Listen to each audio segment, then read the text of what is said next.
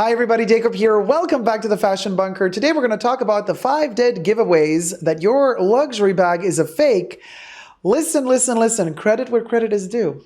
Mama Tilda.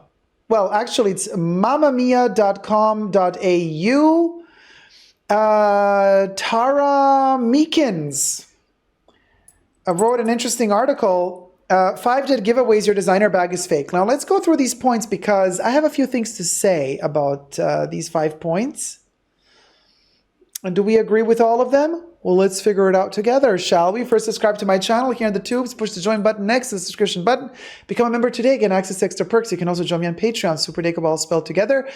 For extra perks, this video is being filmed live in front of a live virtual audience. I live stream several times a week. Come join me. We got our live chats here on the sidebar. Listen, listen, listen. So, of course, the article, it's written in Australia. So, of course, first they touch base on Cosette. And we've been going through the motions with Cosette. They call themselves the luxury outlet, selling new luxury bags for outlet prices. And they've been kind of in a whirlwind of a situation because Cosette has been accused by many people of allegedly selling fake bags, right? So there's this whole process going now, figuring out whether or not the bags were fake or not. Cosette claims that they were not. Some customers who have purchased bags from Cosette, who have gotten them authenticated by third parties, claim that the authenticators claim that the bags are not authentic, allegedly. So there's a back and forth now, and it's been going on for weeks. And more people are coming forth claiming that their bags are allegedly also from Cosette and that were also allegedly not authentic. So the article touches base on that. And of course, the article then says, well, given the situation we're in, maybe it's worth analyzing what are the tips we could use to find out if a bag is fake or not. Or in other words, what are the giveaways, the dead giveaways? Now, let's be perfectly clear, you guys. This article is cute and it delivers 5 points. So it's very to the point. It has to occupy a certain amount of space, typed words, probably. You know how these articles are. So, but let's be perfectly honest here. You need more than 5 points to really authenticate a bag. You know what I mean? Like, this is just kind of on the surface. Like, let's scratch the surface. You're a newbie. You're just beginning your journey through pre-loved luxury items or luxury bags in this case, and what should you look for? So the mamamia.com.au, where the article is at, states as number 1 to check the serial code. Now, not every luxury bag has a serial number in it. A serial number being kind of like the ID of the bag. It's like, you know, that number is unique just to that bag. Not only bags have these identification, authentication numbers, but also other objects. Like, for example, here, Chanel sunglasses. I have an example. Chanel sunglasses always come with a very clear, each model has its own special authentication number, which we're going to hide. But here I have one beautiful model of Chanel sunglasses right here. Sometimes they're etched in the lenses and sometimes on the temples on this side, they're kind of lasered in. And I'm not talking about the product number, just a different code, but the product number is right here. On this side, we have the unique identification number, which in this case begins with a BC, and then it has many, many, many, many digits. And this particular number will be unique just to this one pair. If you get the same model next to it, it's going to have a different authentication number. Now, when it comes to bags, some brands do not deliver unique authentication numbers for every model sold. Some of them deliver timestamps, time codes. We've just seen, as we were talking about the Cosette situation, a couple of days ago, we just learned that YSL, for example, does not deliver a unique authentication or identity code to their bags, but instead they deliver a model number together with a date stamp. The date stamp varies, but the model might be produced for several months several years, even if it's a carryover piece. So what you're going to have is the last 4 digits changing according to the year in which they were manufactured, the month. But that code, truth be told, is not enough identity, like an ID card type of code. But you should look for that. And you have got to do your research. Does the brand offer those codes or not? You have to do your research, figure that out. Did the brand always offer those codes? If a brand has been around for over 100 years or something, have they always had that structure in place? Especially if you're buying Preloved. If you're buying Preloved and you want to buy a vintage, Chanel bag, from the time of Coco, from the 60s, the 50s, girl, authenticity code didn't exist back then. So there's a lot of that to figure out. And once you figure that out,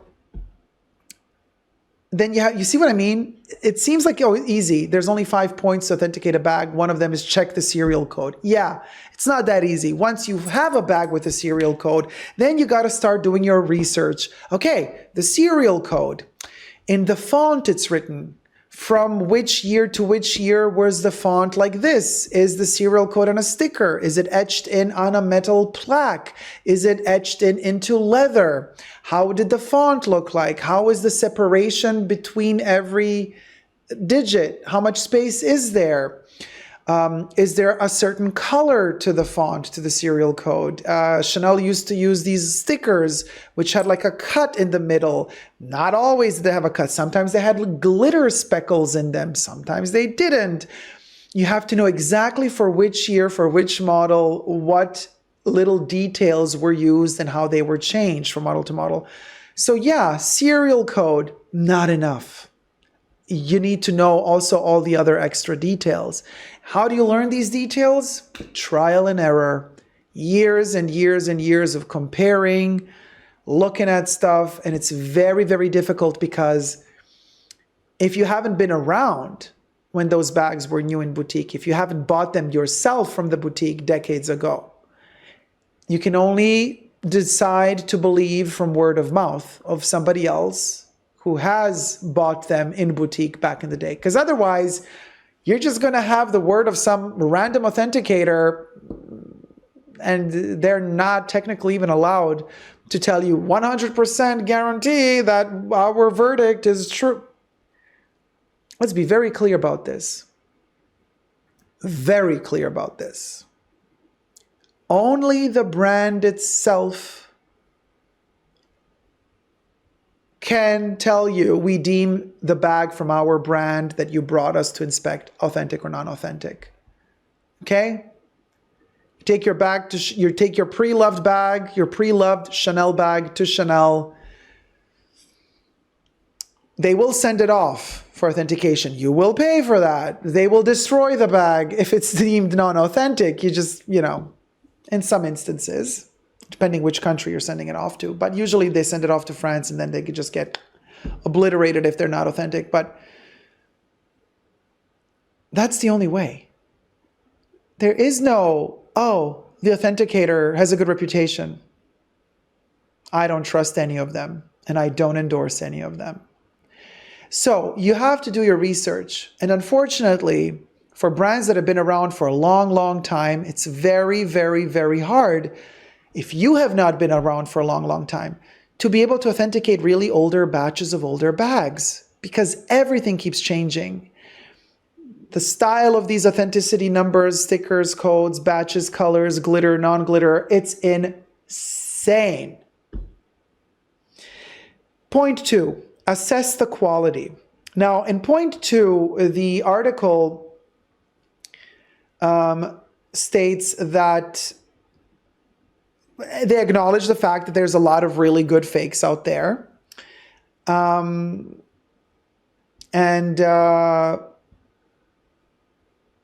They talk about material of the lining on the inside, logo placement, spacing can be a clear sign of a fake. Cheap fabric linings that tear easily. Logos that are a little bit crooked, not in the right spot, or upside down, inverted, misspelled, big clue, something amiss. Okay, so here again, it's a very superficial touching base on assessing the quality. Because if you really get into the nitty-gritty, for example, let's debunk all of these points one by one. Inverted logos. Hate to break it to you, peeps. Now, you all know, well, you know, Chanel, the double C, which C has to be on top of which C, right? The left one on top of the right one, or the right one on top of the left one, the interlocking Cs. Sure, in the modern bags, they have that tradition. Not in the vintage ones. It was the opposite, actually. So there you go. Inverted juxtaposition of the double Cs was not always the case the way it's done now. So there you go. Inverted logo doesn't always mean that the bag is fake, depending from which year the bag is from. Now, the logos aren't quite in the right spot.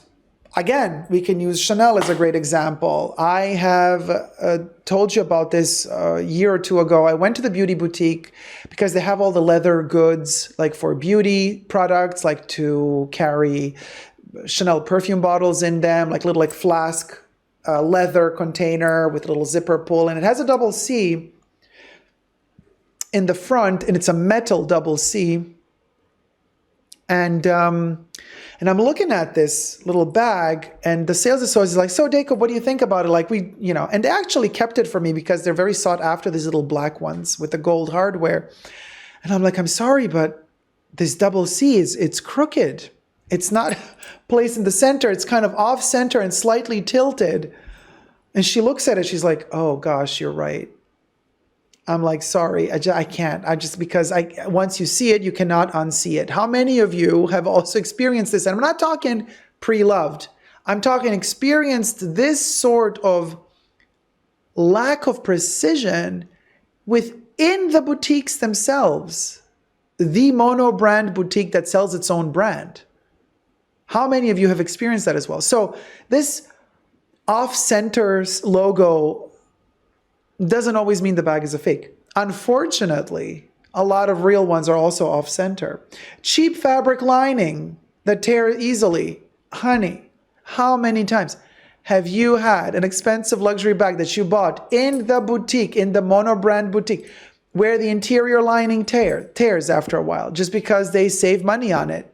Again, doesn't mean it's fake. It can mean, doesn't have to mean.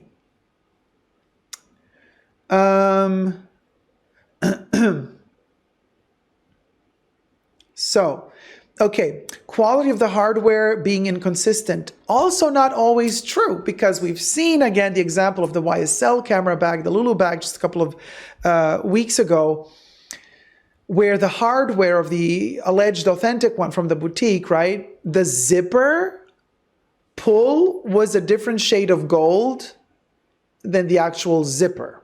The zipper was like almost silver gold, but the pull was like a yellow gold. That's quite a big inconsistency in hardware. Also, when Chanel switched their Timeless Classics, they also added a separate, rosé beige gold hardware. Many people were complaining. They're like, what the heck? The double C is in that kind of rosy beige gold hardware, but the chain is still regular gold hardware. Like, why aren't they matching? And they bought them in the boutique, allegedly. Kev in the chats just says, Hermes bags with rose gold hardware also have inconsistent gold hardware throughout. There you go. And Nina says, you've talked about these things already, Dacob. You're right. Thank you, Nina. So I'm like, be very careful, you guys. That's all I'm saying. Sure, assess the quality, but be warned. Just because a bag has luxury labeled in front of it doesn't mean that the quality is good, even for the authentic ones. So assessing the quality really does not mean authenticity. Not always. Unfortunately, not always. Especially not nowadays, where we've all seen quality control going really down with a lot of these brands. Really, really down with a lot of these brands. Interesting point I mentioned here is the smell of the bag should be closely inspected. Okay, yes, the smell of the bag should be closely inspected, but truth be told, if you're buying a pre-loved vintage bag, the seller was a smoker, and they disclose it in their auction or whatever, wherever they're selling it, the bag, and they say, comes from a smoking family, it does smell of smoke. What are you going to do? The bag is going to smell of nicotine. I mean, it's just bottom line. So doesn't mean it's not authentic. Doesn't mean it's not authentic. The older the bag gets, the more it's going to accumulate smells from all around. You know, not every pre-loved bag has perfection when it comes to maintaining the quality of it, of the smell of the bag. So, but they do say if the bag smells like particularly plasticky, do they even say that? You know, with the stitching? No, not necessarily. Poor quality. No.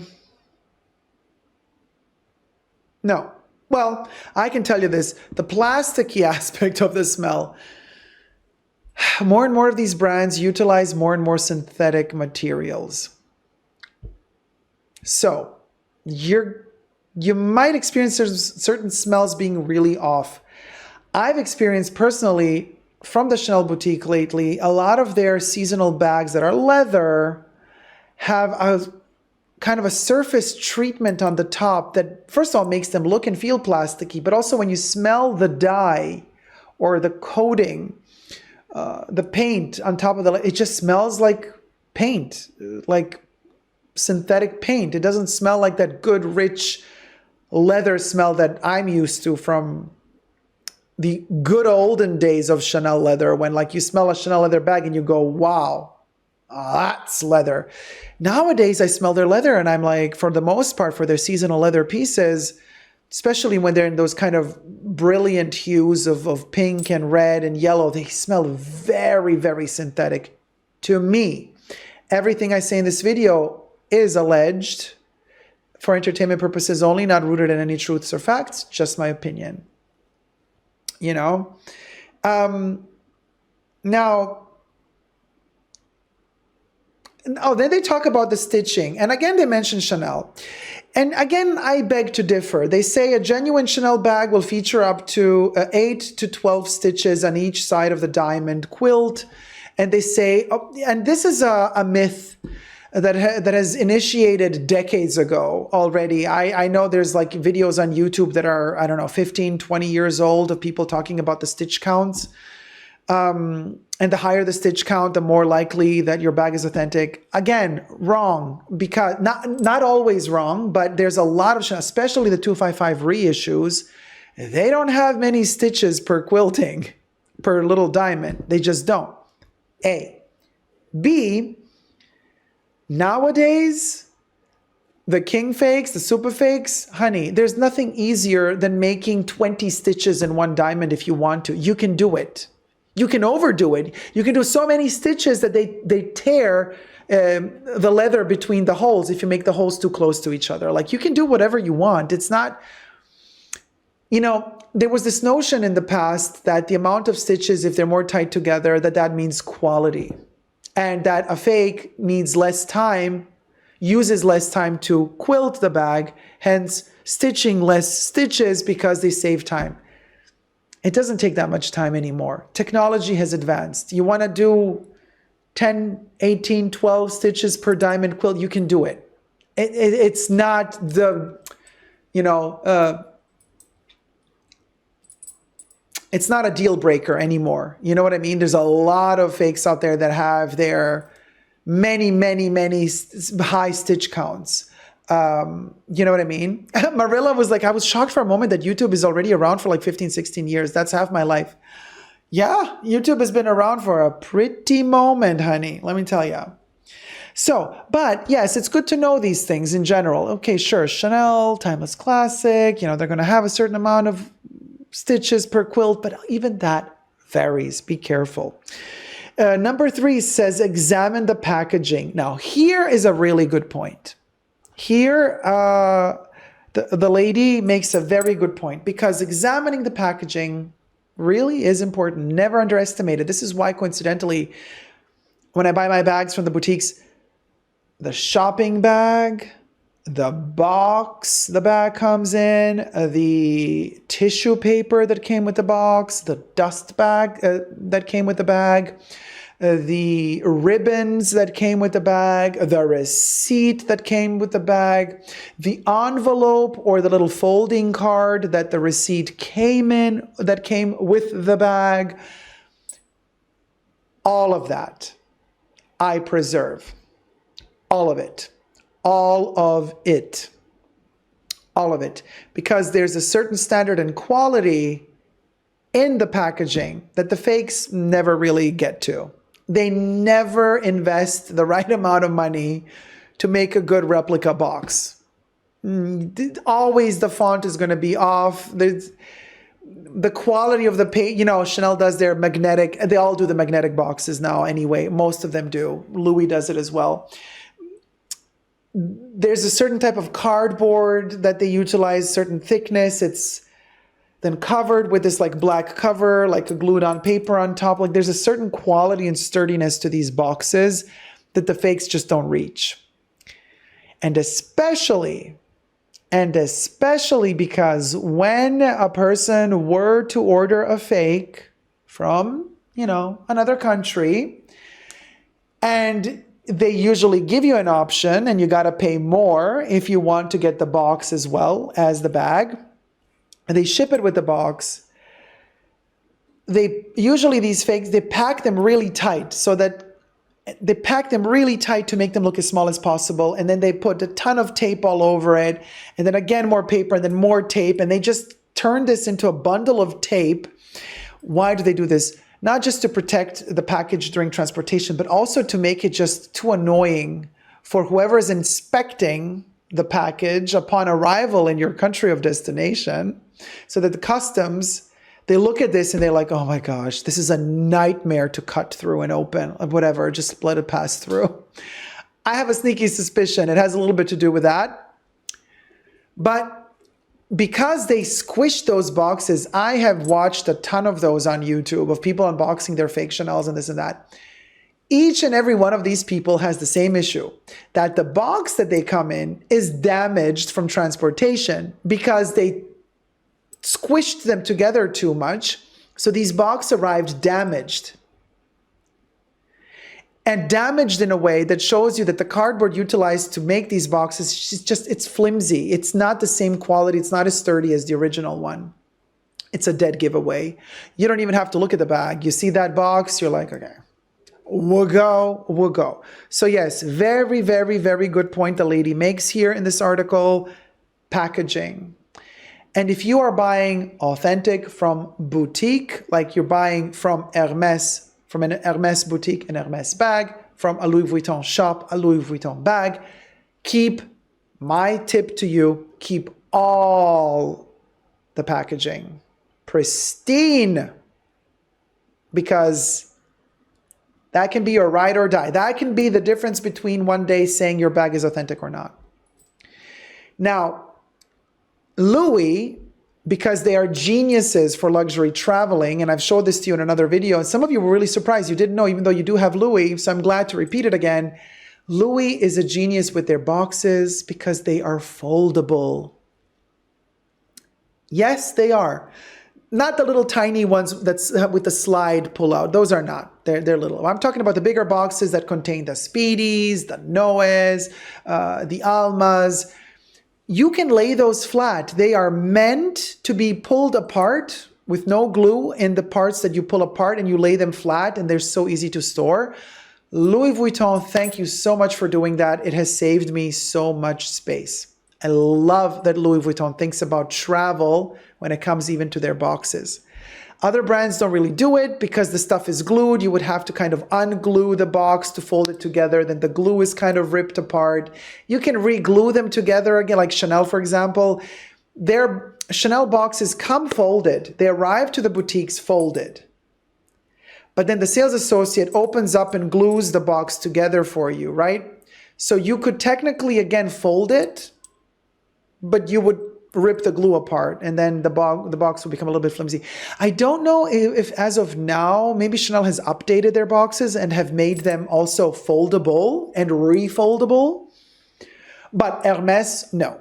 Hermes is still super old school. There's nothing foldable about Hermes boxes. And trust me, you don't want to throw away your Hermes bag box if you buy the box and the bag, if you buy the bag at the Hermes boutique. So just saying, very, very important. It's a great point that the lady makes. Examine the packaging. Fourth point, get a receipt. This is a very difficult one. First of all, receipts can be manipulated, copied, faked, forged. Very, very tricky. Very, very tricky. And how do you know that the receipt is authentic? You would have to, like if somebody gives you a Chanel receipt, how do you know it's authentic? Like you got to take it to the Chanel boutique and be embarrassed if they run it through the system and it's like fake, a forge. Like you just, so embarrassing. The receipts are very, very tricky. Also, people don't want to give away their address. You know, if you're shopping in these big luxury houses, your home address is listed on the receipt. You don't want to sell this bag randomly to some stranger and then they have your home address. You might be a person that moves around a lot and you bought the bag when you were living in a different place. And so 10 years from now, you want to sell that bag. The receipt has your old address and you think, fine, I don't care if they know my old address. They're going to know your first name, your surname. There's a lot of stuff on those receipts. You're not supposed to black out any information on the receipt because that could make those receipts void. If the person buying the product off of you needs to take the bag for refurbishing, a spa, to the boutique, whatever, and they have a receipt and the receipt has like blacked out, redacted parts of the receipt, that could be tampering with a document, basically. It could be seen as a potential forgery. So it's very, very tricky with the receipts. Very, very tricky. To trust the receipts. Oh, Jocelyn says, Chanel has not updated the boxes. Sometimes I'll ask Chanel if they have boxes that they haven't assembled yet. Yes, this is something that I sometimes ask as well, especially if I'm traveling somewhere and I'm in a different city and I buy a Chanel bag and I'm like, can you please just give me the box, but just leave it unopened, folded, so I can put it in my suitcase. The box, not the bag. Don't ever put your bag in a check-in piece of luggage. Don't do it. Because you might arrive at destination and the bag might be missing from that suitcase. Okay? Just be warned. But we digress. The receipt is tricky. Very, very, very, very tricky. And the receipt does not make me feel safer like that piece is authentic or not. Me personally doesn't. Be honest with yourself about the price is 0.5. I agree with the lady on this one as well, but it's not always a dead giveaway that the bag is fake. So bottom line, we've always said this, you know, on my channel as well. Everybody who knows luxury bags, we all say the same thing.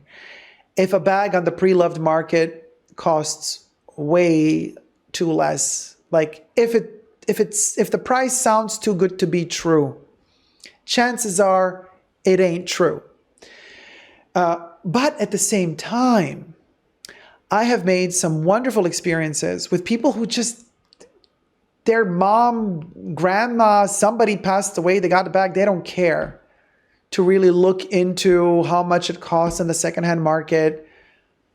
You can make wonderful deals. You can get authentic, incredible bags for like very little money, but that happens rarely.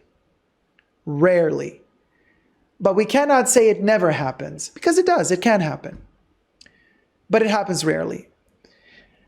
But here's the plot twist, you see. This is why this point, be honest with yourself about the price. Very, very tricky. Why am I saying this? Be careful, you guys, because the tricksters out there, the fraudsters out there, the fake sellers out there,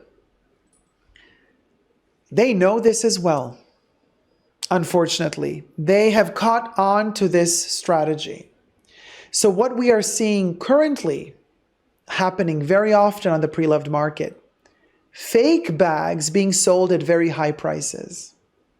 Why? Simply because these fakers have realized if we sell them for too low a price, people will realize, or they're going to be suspicious. But if we mark up the price, people are going to believe us more. So this is reverse psychology. Be very careful, you guys. Don't think for a second that just because on the Preloved market you find a bag and it has a high price and you think, a part of you, a little voice inside of you says, at least it costs a lot, so at least I feel I'm a little bit more safe if I decide to buy this bag. Don't think like that for a second. The higher price might be a trap as well.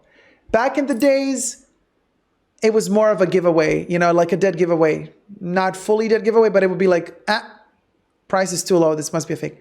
Nowadays, when the price is high, it can also mean that just somebody knows what they're doing. They're selling a fake bag for a high price to trick you into believing that the bag is authentic. So, in point 5 here that the article says, be honest about yourself about the price, I would say the price is important, but it only plays an important role in connection with all of the other dots, with all of these other points listed. And a very important point that is not listed here, that I would like to add as a point 6, a little bonus point, is the reputation of the reseller. Now, by this, I do not mean the reputation of the online portal that enables Preloved sales. No. I mean the actual reseller. What does this mean? This means I'm not saying the reputation of Vestiaire Collective, the Real, eBay, all that stuff. None of that. I mean the actual individual private salespeople, the private people that sell their products on said websites. You look at their reputation, you look at their reviews, you look at their communication with questions that have been asked to them by other clients, you look at their reviews, you write them a question. Don't be shy to write a question. Most of the times you start figuring out if somebody's going to sell you a fake or not by the way they answer you. And especially by the amount of attention and patience that they give you in answering all your concerns and questions. When the salesperson is super kind and polite and patient, and you say, hey, please, could you just send me like another 4 photos of all the corners of the bag, exterior, on the inside, I want to see that stitch. Could you please like zoom it in better? It's a little bit unfocused. And if the salesperson is like, oh yes, of course, let me do that. Even better if they say, you know what, we could also do a cam call somewhere that's safe. However, you can figure out whatever feels comfortable for you as the potential buyer to even like go that extra step. Not everybody does it, but you know, to say like we can even do a cam call and so I can lift the bag for you, flip it in every direction you want. This is important to see the bag, but also to see the salesperson, how they're talking, how are they communicating with you? How is their energy? You know what I mean? This is also very, very, very, very, very important. This is kind of a tip that I would give, but of course it's a little bit tricky because you don't always want to share your cam connections with somebody. Like I get it, but I mean like if you're really, you know, you want to buy a used Birkin and they're asking $10,000, $15,000 for it, what, you're supposed to buy it because you see 4 pictures that they uploaded online? I don't think so, honey boo boo cha. If I'm gonna have to spend $15K on this thing, you best believe I'm gonna do everything in my power to be sure that this thing, that I feel comfortable enough to buy this thing. Kev says, good tip for high value items. Always good tip. Not just to see the video of the actual bag, but to get to interact with the salesperson. You know, I mean, not all of us have really good feel for other people. You know what I mean? Like judgment of character with body language. I'm relatively good with that. So I know immediately if somebody's a dodgy salesperson. I feel it in my bones when somebody starts talking to me, the way that they're kind of like, at the market trying to like kind of push it onto me. I am immediately red flag. If somebody's on the other hand more, like, hey, take your time, think about this. It's a lot of money. I totally get it. If somebody's like completely just letting you take your time, that's also not automatically, yay, I trust this person. No, even then I don't trust the person. But at least we're one step closer to me making a positive decision towards actually buying the product. And I know a lot of you, for peace of mind, you go to Authenticators and you want to get a piece of paper from an authenticator and you think, well, great, they authenticated my bag, so no. I would never do that. Personally, never. And I would especially not trust authenticators that also sell bags. Because think about the bias. Think about the bias. An authenticator giving an authenticity certificate to a bag that they sell. And see what I mean? Tiny conflict of interest in a weird retro, in a weird reverse psychology way. So, and yes, Patricia says, beware when sellers use stock photos. Total no-go. The Real, for example, right? Allegedly. And many people have had issues with this. With like, oh, it's like a random picture of a bag and that's that picture they always use for that style of bag, for that model. But then when they send it off to you, you get an actual different bag that wasn't really photographed. You get the same model, but not that exact bag that was photographed.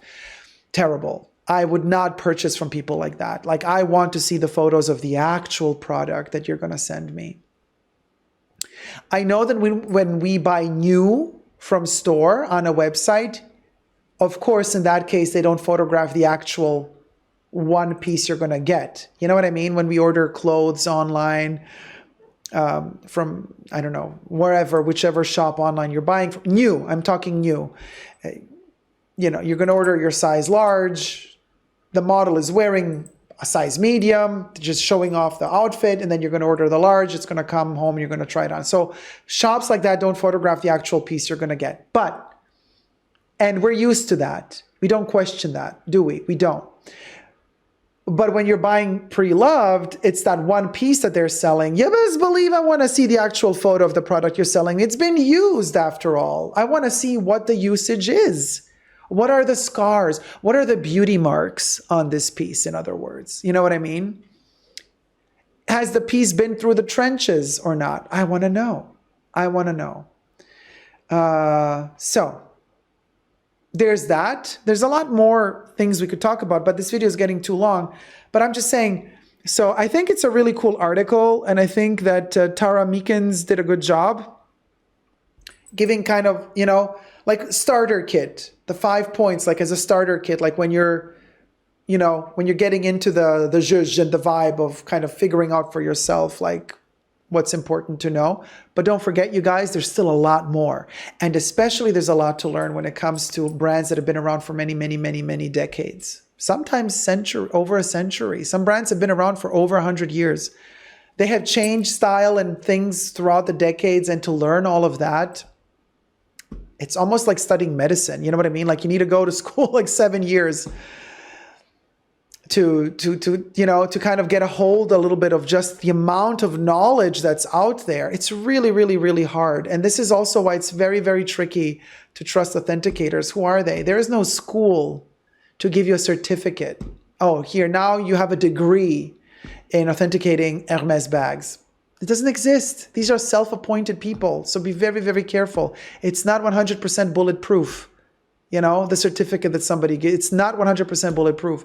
It's a leap of faith in a way. You know what I mean? If you trust these people, these companies, it's a leap of faith. But bottom line, the only entities that can authenticate these luxury bags and products are the brands themselves that make these products. So you buy that Birkin Preloved, you take it to Hermes, and you say, I would like to take this bag for a spa Sure, certainly, madame. Here's the price, what you want to get done, leather, hardware, what's the issue? Okay, we'll send it off. If the bag is deemed non-authentic, they will not refurbish it for you. They will not spy it, and then you will know that the bag is not authentic. So there are ways to find this out, you see what I mean? And have real peace of mind. But to each their own. Do your due diligent research and be safe. No matter what you do out there, you guys, remember, this is your hard-earned money and you're spending it on stuff you love. So, be safe and don't get scammed. Love you loads. Don't forget to subscribe and thumb up this video and let me know your thoughts in the comment section down below. Bye.